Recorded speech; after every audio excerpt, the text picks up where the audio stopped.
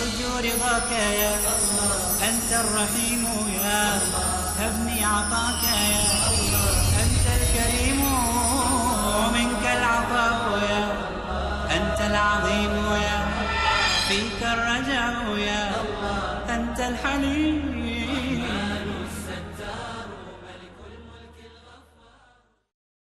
السلام علیکم ورحمۃ اللہ وبرکاتہ. الحمد للہ رب العالمین والصلاة والسلام علی رسولہ الکریم وعلی آلہ وصحبہ اجمعین ومن تبعہ بإحسان الی یوم الدین. اما بعد. محترم بھائیوں اور بہنوں، حدیث کی مشہور کتاب ریاض الصالحین کا تفصیل کے ساتھ مطالعہ اور اس کا خلاصہ آپ کی خدمت میں پیش کیا جا رہا ہے. امام نووی رحمۃ اللہ علیہ جو بہت ہی مشہور محدث اور عالم دین گزرے ہیں، انہوں نے بڑی جانفشانی کے ساتھ ذخیرہ حدیث سے تلاش کر کر کے یہ مجموعہ تیار کیا ہے. اس میں ہر باب کے تحت وہ کوشش کرتے ہیں کہ قرآن مجید کی کچھ آیات اور اسی طرح متعلقہ احادیث ایک جگہ جمع کر دیں، کیونکہ قرآن اور حدیث ہمارے لیے دنیا اور آخرت دونوں جگہ کامیابی کا ذخیرہ ہے.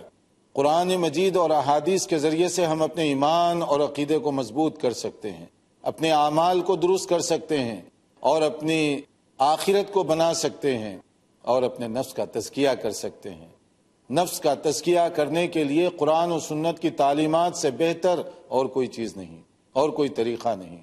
جس گھر میں قرآن و سنت کی روشنی ہوگی وہاں کوئی تاریکی نہیں آ سکتی، اور جو گھر قرآن و سنت کی تعلیمات سے خالی ہو وہ گویا اندھیرے میں ہے، تاریکی میں ہے، ظلمتوں میں ہے. کوشش کرنی چاہیے کہ ہم قرآن و سنت سے اپنے تعلقات کو مضبوط کریں، قرآن و سنت کو سمجھیں اور اس پر عمل کریں. یہ انمول ذخیرہ ہے ریاض الصالحین علماء کے لیے، خطباء کے لیے، ائمہ مساجد کے لیے اور عوام کے لیے، کیونکہ ہر ایک کو ضرورت ہے کہ وہ قرآن و سنت کے مطابق اپنی زندگی بسر کرے. اس میں ہم گزشتہ آداب کے حوالے سے کچھ باتیں بتا رہے تھے، جس میں کھانے پینے، سونے جاگنے کے مختلف آداب بتائے گئے. رسول اللہ صلی اللہ علیہ وسلم نہایت مشفق و مہربان ہیں اپنی امت کے لیے. آپ نے امت کے لیے کوئی گوشہ ایسا نہیں چھوڑا جو تاریک ہو، بلکہ آپ نے ہر چیز واضح کر کے بتائی. روشن شاہراہ پر آپ ہمیں چھوڑ گئے تاکہ کوئی کمزوری نہ رہے. اس لیے آپ نے روزمرہ کام آنے والی چیزیں اس کا بھی تذکرہ فرمایا. کھانے پینے کے آداب، سونے جاگنے کے آداب، یہ بھی آپ نے بتائے. حکمرانی کے آداب، وہ بھی آپ نے بتائے. ہر چیز اس میں بتا دی گئی ہے، اور ہمارا کام یہ ہے صحابہ کرام کے طریقے کے مطابق کہ نبی کریم صلی اللہ علیہ وسلم سے جو چیز بتائی گئی، جو ادب بتایا گیا، اس کو قبول کریں، اس پر عمل کریں. یہ نہ ہو کہ ہم یہ کہیں کہ ہم بہت بڑے آدمی ہیں اور یہ چھوٹی چھوٹی باتیں ہیں. نہیں، رسول اللہ صلی اللہ علیہ وسلم کی بتائی ہوئی کوئی چیز معمولی اور حقیر نہیں ہو سکتی. ہر چیز کی اہمیت ہے، ہر چیز کا فائدہ ہے. کبھی یہ فائدہ آپ کی سمجھ میں آ سکتا ہے، کبھی نہ آئے، لیکن فائدہ ہے.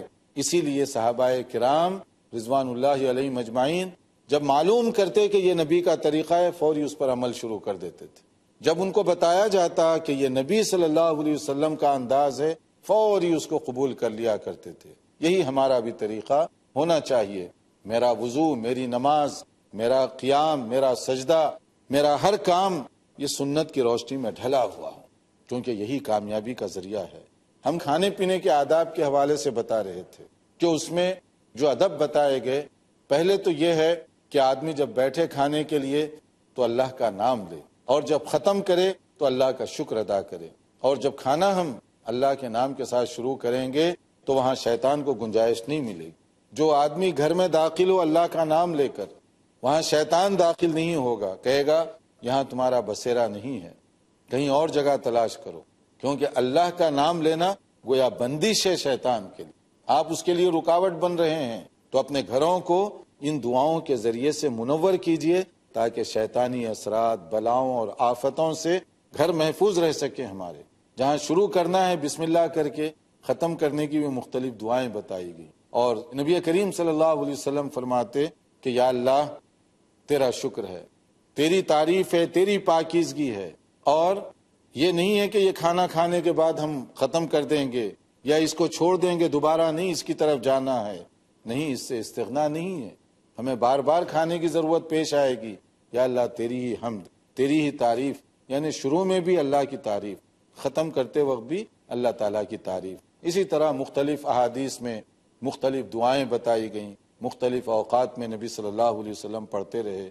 کوشش کیجئے کہ یہ دعائیں آپ بھی یاد رکھیں، بچوں کو بھی یاد دلائیں، اور ان کے بارے میں چیک کرتے رہیں کہ وہ کھانے سے پہلے اللہ کو یاد کر رہے ہیں یا نہیں کر رہے ہیں، کھانے کے بعد دعائیں پڑھ رہے ہیں یا نہیں پڑھ رہے ہیں، تاکہ گھر میں خیر و برکت ہو سکے۔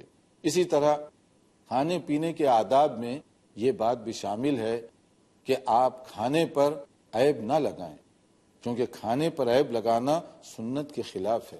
رسول اللہ صلی اللہ علیہ وسلم، آپ کا جو انداز تھا، کہا گیا ما عاب رسول اللہ صلی اللہ علیہ وسلم طعاما قط، کہ نبی صلی اللہ علیہ وسلم کھانے پر کبھی عیب نہیں لگایا کرتے تھے۔ ان اشتہاہ اکلہ وان کریہہ ترکہ، صحیح بخاری اور مسلم کی حدیث ہے کہ پسند آتی چیز کھا لیتے، ناپسند ہوتی کوئی چیز چھوڑ دیتے۔ یہ ممکن ہے کہ ہر آدمی کی اپنی ایک طبیعت ہوتی ہے، اس طبیعت کے مطابق کچھ چیزیں اس کو اچھی لگتی ہیں اور کچھ چیزیں اچھی نہیں لگتی۔ اگر کوئی چیز آپ کی پسند کی ہو آپ کھا لیں، اور اگر وہ آپ کی پسند کی نہ ہو تو عیب چینی کرنے کے بجائے چھوڑ دیں اس کو۔ یہ بھی نہیں کہا گیا کہ جو چیز پسند نہ ہو وہ بھی آپ کھائیں زبردستی کر کے، نہیں، بلکہ یہ کہا گیا عیب نہ لگائیں۔ جیسے ایک موقع پر نبی صلی اللہ علیہ وسلم کی خدمت میں آپ کے جو میزبان ہیں مدینہ منورہ کے، حضرت ابو ایوب انصاری رضی اللہ عنہ، ایک خاص قسم کا کھانا تھا وہ آپ بھیجے، اور دیکھا کہ ہر دن یہ ہوتا تھا کہ نبی صلی اللہ علیہ وسلم جو تناول فرماتے اس کے بعد پھر وہ لوگ بھی کھایا کرتے تھے خیر و برکت کے لیے۔ اب دیکھیے کہ پلیٹ ایز اٹ از واپس آ گئی، جیسے تھی ویسے ہی بھری ہوئی، اس میں سے کوئی چیز ختم نہیں ہوئی۔ اب وہ ذرا پریشانی میں مبتلا ہوئے، پھر وہ گئے اور نبی صلی اللہ علیہ وسلم سے انہوں نے دریافت کیا کہ کیا آپ کھانا نہیں کھایا آج؟ تو پھر آپ نے اس کا سبب بتایا، اس کے اندر اصل میں کوئی ایسی چیز ڈالی ہوئی تھی جیسے ہم کہتے ہیں نا آنین، پیاز، یا اسی طرح گارلک وغیرہ جو چیز ہے، یعنی لہسن، اس طرح کی چیز۔ تو کبھی کبھی یہ ہوتا ہے کہ اس سے منہ میں ایک قسم کی بو پیدا ہوتی ہے، اور نبی صلی اللہ علیہ وسلم بڑے لطیف تھے اس مسئلے میں، آپ تھوڑی بھی اس طرح کی چیزوں کو برداشت نہیں کرتے تھے، ناگواری محسوس ہوتی تھی آپ کو۔ اسی لیے آپ نے دیکھا ہوگا مسجد کے آداب میں بھی یہ بات ہے کہ آدمی پیاز، لہسن وغیرہ کھا کر مسجد میں نہ جائے، تاکہ دوسروں کو بھی تکلیف نہ ہو، اپنے آپ کو بھی آپ تکلیف نہ پہنچائیں، اور جو رحمت کے فرشتے ہیں ان کو بھی تکلیف نہ دیں۔ تو یہ آداب بتائے گئے، تو اس لیے نبی صلی اللہ علیہ وسلم نے وہ کھانا نہیں تناول فرمایا تھا۔ تو اس میں یہ ہے کہ نبی کریم صلی اللہ علیہ وسلم جو چیز پسند آتی وہ کھا لیتے، اگر کوئی چیز پسند نہ آتی چھوڑ دیتے تھے، عیب چینی نہیں کیا کرتے۔ لیکن آج کل عجیب حالات ہو گئے کہ لوگ جو ہے کھانے پر، دسترخوان پر بیٹھ کر 10 نخرے کرتے ہیں۔ یہ چیز خلاف سنت ہے، یہ چیز مناسب نہیں ہے، درست نہیں ہے۔ بلکہ رسول اللہ صلی اللہ علیہ وسلم کا انداز دیکھیں۔ ایک مرتبہ آپ کھانے کے لیے بیٹھے، گھر والوں سے کہا کوئی سالن ہے؟ اتفاق سے کوئی سالن نہیں تھا، تو گھر میں بتایا گیا کہ کوئی سالن تو نہیں ہے، صرف سرکہ ہے۔ تو نبی صلی اللہ علیہ وسلم نے کہا ٹھیک ہے سرکہ دے دو۔ پھر آپ سرکہ کے ساتھ اپنی روٹی جب کھا رہے تھے، سرکہ یعنی ونیگر، جب اس کے ساتھ آپ اپنی روٹی کھا رہے تھے تو آپ نے اس کی تعریف کی، اس پر کوئی عیب چینی نہیں کی۔ نعم الادم الخل، نعم الادم الخل، کیا ہی بہترین سالن ہے یہ سرکہ جو ہے، کیا ہی بہترین سالن ہے۔ حالانکہ یہ معمولی چیز ہے، مگر نبی صلی اللہ علیہ وسلم نے خوش دلی سے اس کو تناول فرمایا۔ ویسے سرکے میں بہت زیادہ فائدے بھی بتائے جاتے ہیں، خاص طور پہ جو صفراوی مزاج وغیرہ کے لوگ ہیں ان کے لیے زیادہ فائدہ ہے، اور گرمی کے موسم میں خصوصاً وینیگر کا استعمال، اس سے فائدے بھی ہو سکتے ہیں وغیرہ۔ لیکن نبی صلی اللہ علیہ وسلم کی زندگی کو ہم محسوس کریں، کتنی سادہ زندگی کہ آپ کھانے کے لیے بیٹھے ہیں، سالن تک نہیں ہے، اس حالت میں بھی آپ گزارا کر رہے ہیں، اور کبھی کھانے کے لیے بھی کچھ نہیں ہے، کھجور کھا کر آپ گزارا کر رہے ہیں، کبھی ایسے بھی ہوا کہ پانی پی کر آپ گزارا کر رہے ہیں۔ مختلف انداز آپ کے تھے۔ اسی طرح سے کھانے پینے ہی کی باب میں ایک اور چیز بھی ہے کہ جب کوئی آدمی دعوت دے کر بلائے تو آپ کو دعوت قبول کرنی چاہیے، الا ہے کہ کوئی عذر شرعی ہو، کوئی جینیون ریزن ہو، معقول ریزن ہو تو چھوڑ دیں آپ، ادروائز کوشش کریں کہ دعوت دی جائے تو قبول کریں اس کو۔ ورنہ بعض لوگ آدمی کو دیکھ کر قبول کرتے ہیں، کتنے اسٹیٹس کا آدمی ہے اسی حساب سے اس کا رسپونڈ کرتے ہیں کہ ہاں یہ بڑے آدمی کی دعوت آئی، جانا چاہیے، اور یہ چھوٹا آدمی ہے، معمولی آدمی ہے، اس کے پاس کون جائے گا۔ یہ نہیں، اگر کوئی مسلمان دعوت دے رہا ہے تو آپ اس کی دعوت کو خوش دلی کے ساتھ قبول کیجیے۔ اور پھر اس میں بھی یہ طریقہ بتایا گیا کہ اگر کوئی آدمی مثلا روزے دار بھی ہے، نفلی روزہ، اور اس دن آپ کو دعوت آ گئی تو آپ کو دو اختیار ہیں، یا تو چاہیں تو آپ روزہ توڑ دیں اگر توڑ سکتے ہیں، نفل روزہ اگر ہو تو، اور اگر آپ روزہ پورا کرنا چاہتے ہیں تو کم سے کم آپ جائیں اور اس کو دعائے خیر تو دیں کہ آپ کو وہ مدعو کیا، آپ روزے کی وجہ سے کھا نہیں سکتے تو جا کر آپ دعا تو دے کر آئیں اس کو۔ اذا دعی احدکم فلیجب فإن کان صائما فلیصلی وإن کان مفطرا فلیطعم، کہ صحیح مسلم کی یہ حدیث ہے کہ اگر کوئی دعوت دے تو قبول کر لیجئے، روزے کی حالت میں ہے تو اس کو دعائے خیر دیجئے، اور اگر نفل روزہ ہے توڑنا چاہیں تو آپ توڑ بھی سکتے ہیں، اور اگر آپ کھانا کھاتے ہیں تو اس کے لیے دعا کر کے پھر واپس آئیے۔ یہ بھی ادب بتایا گیا، دعوت کے بعد کھانا جب کھا چکے تو اس کو مہمان نوازی کرنے والے کو دعا دینی چاہیے، خیر و برکت کی دعا، جو مختلف طریقوں سے احادیث کی مختلف کتابوں میں بتائی گئی ہے۔ یہ نہیں ہے کہ کھانے کے بعد بہترین ڈشیں بنائی تھی آپ نے، بہترین بریانی تھی، بہترین سالن تھا، یہ تعریف تو آپ کرتے رہیں گے، کیجئے، مگر اس کو اصل میں دعا بھی دیجئے کہ اللہ تعالیٰ تمہارے کھانے میں برکت عطا فرمائے، دولت میں خیر عطا فرمائے، یہ اچھی دعا اس کو کیجئے۔ اور جیسے اور دعائیں بتائی گئیں کہ تمہارا کھانا نیک لوگوں کو نصیب ہو، تمہارا کھانا اچھے لوگ کھائیں، تم پر فرشتے رحمت بھیجیں، وغیرہ وغیرہ مختلف جو دعائیں ہیں وہ دعاؤں کو یاد کیجئے۔ یہ آداب ہیں کہ اس کے لیے آپ جو ہے دعا بھی دے رہے ہیں خیر و برکت کی، اور اس کا دل بھی رکھ رہے ہیں آپ، دونوں چیزیں ساتھ ساتھ چلنی چاہیے۔ دیکھتے رہیے ہمارا پروگرام، ایک مختصر بریک کے بعد دوبارہ حاضر ہوں گے انشاءاللہ۔ أنت العفو يا ناظرین، وقفے سے پہلے ہم کھانے کے آداب بتا رہے تھے حدیث رسول صلی اللہ علیہ وسلم کی روشنی میں، اور اس میں دعوت کے آداب کہ اگر کوئی دعوت دے تو قبول کیجئے، سوائے اس کے کہ کوئی معقول سبب ہو تو آپ معذرت کر سکتے ہیں دعائے خیر کے ساتھ، حتیٰ کہ نفل روزہ رکھے ہوئے ہیں، کوئی دعوت دے تو جائیں اس کے ساتھ بیٹھ کر کھا لیں، اور اگر روزہ آپ توڑنا نہیں چاہتے تو پھر آپ کم سے کم اس کے لیے دعا تو دیا کریں۔ اب ایک اور چیز بھی ہے، کبھی ایسے ہو سکتا ہے کہ دعوت آپ کو دی گئی، آپ کے ساتھ ایک دوست بیٹھا ہوا ہے، کیا کریں گے؟ دوست کو لائیں گے یا چھوڑ کر آئیں گے؟ اس کا طریقہ یہ ہے کہ اگر آپ اس کو بھی لائیں گے تو کم سے کم دعوت دینے والے سے اجازت لے لیجئے۔ ایسا نہ ہو کہ آپ جو ہے آپ کو بلایا گیا اور آپ اس کو لے کر بغیر اجازت کے اندر آ گئے، ایسا طریقہ نہیں ہوگا۔ یعنی جس کو ہم کہتے ہیں نا، طفیلی بن کر نہیں جانا چاہیے۔ اگر آپ کو دعوت دی گئی آپ جائیے، اگر کسی کو لے جانا چاہتے ہیں منع نہیں ہے، مگر پہلے گھر والوں کو بتا دیجئے۔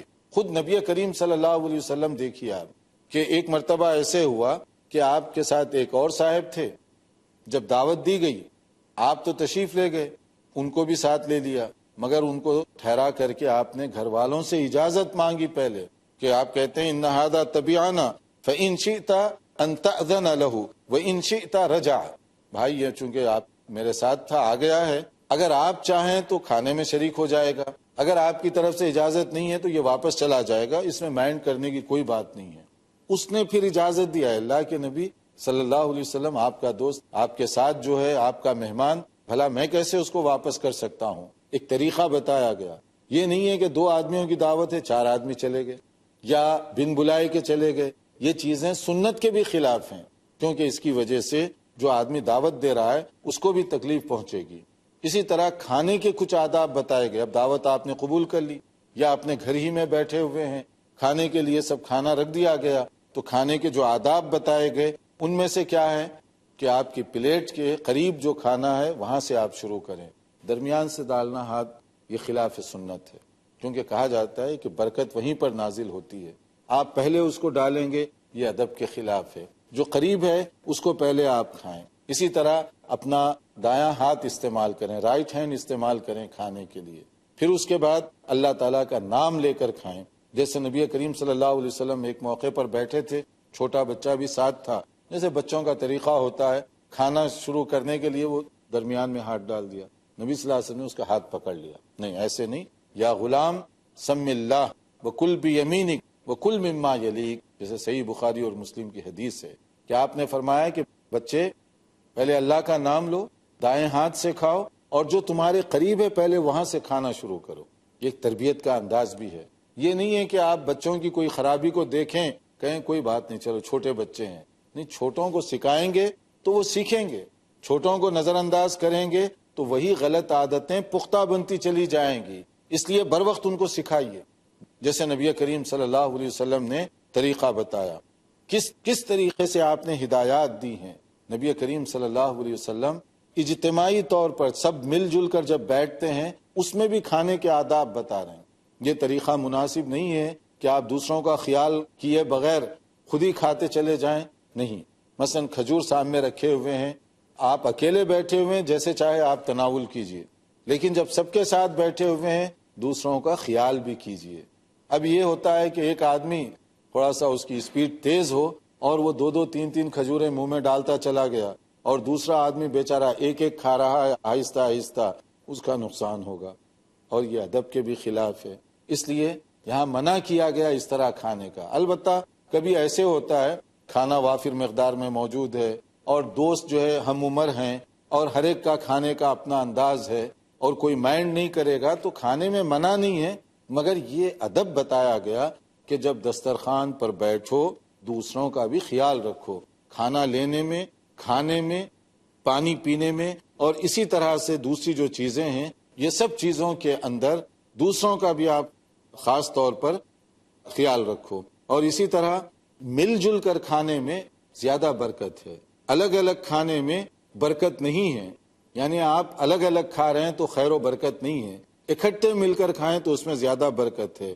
فاجتمعوا علی طعامکم واذکروا اسم اللہ یبارک لکم فیہ، اگر تم مل جل کر کھاؤ گے، اللہ کا نام لوگے اس پر، تو اس میں برکت ڈال دی جائے گی۔ بعض گھروں میں اچھی تہذیب ہوتی ہے کہ گھر کے جو ہے تمام چھوٹے بڑے مل کر اکٹھے بیٹھ کر دسترخوان پر کھاتے ہیں، یہ اچھی بات ہے اور یہ خیر و برکت کی بات ہے۔ یہ ایک تربیت کا بھی ذریعہ ہے کہ آپ اس طرح بیٹھ کر اپنے بچوں کی بھی تربیت کر سکیں گے، ان کی نگرانی بھی کر سکیں گے، بہت سی باتیں ایک دوسرے سے سیکھنے سکھانے کو بھی ملیں گی۔ اور اگر ایسا نہ ہو، بعض گھرانے میں اس کے برعکس رواج ہوتا ہے، کھانا پکا دیے، کچن میں رکھا ہوا ہے، کوئی جا رہا ہے اپنی مرضی سے کھا رہا ہے، پھر دوسرا گیا، پھر تیسرا گیا۔ ایک تو یہ بے برکتی کی بات ہے، دوسرا یہ ہے کہ اس میں اجتماعیت کے جو فائدے ہیں وہ بھی نہیں ہوتے۔ پھر ماں باپ کو یہ پتہ بھی نہیں چلتا کس بیٹے کی کیا ذہنیت ہے، کیا ہو رہا ہے، کیسے ہو رہا ہے، کیونکہ موقع ہی نہیں مل رہا نا اکٹھے بیٹھنے کا۔ تو جب آپ اکٹھے بیٹھیں گے، تربیتی نقطہ نظر سے بھی یہ بہت اہم چیز ہے، پھر باہمی محبت اور الفت کے لیے بھی یہ بڑی اچھی چیز ہے کہ ماں باپ بیٹھے ہوں، اولاد ساتھ بیٹھی ہوئی ہو، پھر آپ معلوم بھی کر سکتے ہیں دن بھر کیا ہوا، کیسے ہوا۔ یعنی کچھ چیزیں ایسی ہوتی ہیں جو انڈائریکٹ بھی معلوم کی جا سکتی ہیں، صرف یہ نہیں ہے کہ ڈائریکٹ آپ ہاں اچھا بتاؤ آج کیا کیا ہوا، یہ نہیں ہے۔ کھاتے پیتے مختلف انداز سے آپ بہت ساری چیزیں معلوم کر سکتے ہیں۔ اس لیے اجتماعیت کو ہمیشہ ترجیح دیجیے، ساتھ مل بیٹھنے کو ہمیشہ ترجیح دیجیے، کیونکہ نبی کریم صلی اللہ علیہ وسلم نے اس سلسلے میں خاص ہدایت دی ہے۔ اور اسی طرح سے جیسے ہم نے کہا درمیانی پلیٹ سے لینا یہ چیز مناسب نہیں ہے، جیسے کہا گیا البرکت تنزل وسط الطعام، کہ وہاں پر ہی برکت نازل ہونے کی جگہ ہے اور آپ وہیں سے ہاتھ ڈال رہے ہیں تو یہ ٹھیک نہیں ہے۔ جو آپ کے قریب ہے پہلے اس کو آپ کھائیے۔ پھر اسی طرح کھاتے وقت ایک اور بات بتائی گئی کہ ٹیکا لگا کر مستی کے ساتھ بیٹھے ہوئے ہیں، جیسے کہتے ہیں نا کہ پیٹ بھرا انداز ہوتا ہے کہ بس پیچھے بھی تکیہ لگا ہوا ہے، ہاتھ کہیں ہے اور اس کے بعد پھر کھانا شروع کر رہے ہیں، تو یہ جو پیٹ بھرا انداز ہے یہ ناپسندیدہ ہے۔ اس طرح نہیں، کھانے کے لیے پراپر بیٹھیے، اور ویسے بھی یہ چیز مناسب نہیں ہے، طبی نقطہ نظر سے بھی نقصان دہ ہے۔ اس لیے فرمایا گیا کہ نبی کریم صلی اللہ علیہ وسلم نے کہ تم ٹیکا لگائے ہو تو اس حالت میں مت کھاؤ، یعنی پراپر طریقے سے، مہذب طریقے سے، شائستگی کے ساتھ آپ کھائیں تاکہ اس کا فائدہ ہو۔ اگر آپ جو ہے کسی عذر کے تحت اگر ادھر ادھر بیٹھے ہوئے ہوں، عذر ہے، کوئی ریزن ہے، جیسے کوئی بیمار آدمی ہے یا کوئی اور بات ہے، تب تو منع نہیں ہے، لیکن خواہ مخواہ اس طرح کا انداز اختیار کرنا یہ ٹھیک نہیں ہے۔ ایک اور بات بھی جو اس سلسلے میں بتائی گئی، کھانے کے بعد انگلیوں کو جو کھانا لگا ہوا ہو اس کو چاٹنا، یہ بھی نبی صلی اللہ علیہ وسلم کی سنت ہے۔ آج کل بعض لوگ اس کو فیشن کے نام پر عیب سمجھتے ہیں، یعنی ہر الٹی چیز فیشن بنتا چلا جاتا ہے کہ اب کھانا لگا ہوا ہے اور ویسے ہی ٹیشو پیپر سے اس کو پوچھ دیے۔ یہ نہیں، صحیح طریقہ ہے کہ اس کو پہلے چوز کر صاف کر لیں، کیونکہ آپ کا ہی کھایا ہوا ہے، آپ کا ہی ہاتھ ہے، اور اس میں کوئی عیب کی بات نہیں، بلکہ اس میں آدمی کو خوشی اور آنر محسوس کرنا چاہیے، کیونکہ میں نبی کریم صلی اللہ علیہ وسلم کی سنت پر عمل کر رہا ہوں۔ نبی کی سنت پر عمل کرتے ہوئے ہیزیٹیشن کی بات کیا ہے، تردد کی بات کیا ہے؟ اذا اکل احدکم طعاما فلا یمسح اصابعہ حتی یلعقہ او یلعقہ، یعنی یہ بخاری اور مسلم کی حدیث ہے۔ نبی صلی اللہ علیہ وسلم نے فرمایا کہ جب تم کھانا کھا لو تو ہاتھ ویسے ہی صاف مت کرو، بلکہ پہلے خود چاٹ لو، یہ زیادہ بہتر ہے تمہارے لیے۔ اور اسی طرح سے ایک اور بات بتائی گئی کہ جب کھانے کے لیے بیٹھیں پورا ہاتھ اس طرح ڈال کے آپ جو ہے چاول منہ میں لے رہے ہیں اور ایسے ہی ڈال رہے ہیں، ایسے نہیں ہے، یہ شائستگی کے خلاف ہے۔ تہذیب اور شائستگی کیا ہے، صحیح سنت کیا ہے؟ دیکھیے نبی صلی اللہ علیہ وسلم عموماً 3 انگلیوں کا استعمال کیا کرتے تھے۔ رأیت رسول اللہ صلی اللہ علیہ وسلم یأکل بثلاث اصابع فاذا فرغ لعقہ، صحیح مسلم کی حدیث ہے کہ نبی صلی اللہ علیہ وسلم کھانے کے لیے 3 انگلیاں استعمال کر رہے تھے، اور فارغ ہو گئے کھانے سے، اپنی انگلیوں کو چاٹ کر آپ نے خود صاف کیا، تاکہ وہ جو کھانا لگا ہوا ہے انگلیوں سے وہ ضائع نہ ہونے پائے۔ کھانے پینے کے ضمن میں ایک اور چیز بھی جو بتائی گئی کہ کھانا اگر کوئی بہت زیادہ گرم ہے تو آپ تھوڑا سا انتظار کریں تاکہ وہ کھانے کے قابل ہو جائے ٹھنڈا۔ یہ نہیں ہے کہ بہت زیادہ تیز گرم ہو اور اسی صورت میں آپ کھانے کی کوشش کریں، یہ بھی پسندیدہ طریقہ نہیں، کیونکہ اس سے خود آدمی کو نقصان ہوگا۔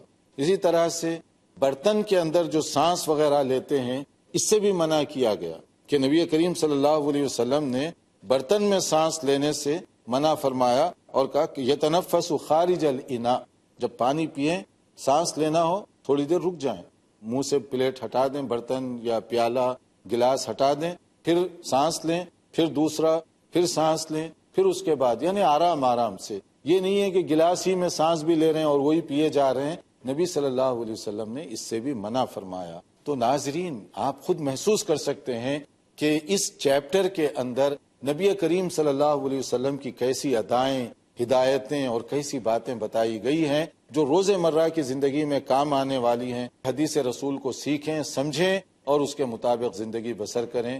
دیکھتے رہیے پروگرام، حاضر ہوں گے نئی معلومات کے ساتھ آئندہ انشاءاللہ تعالی۔ والسلام علیکم ورحمۃ اللہ وبرکاتہ۔ هذا القرآن يوحدنا لطريق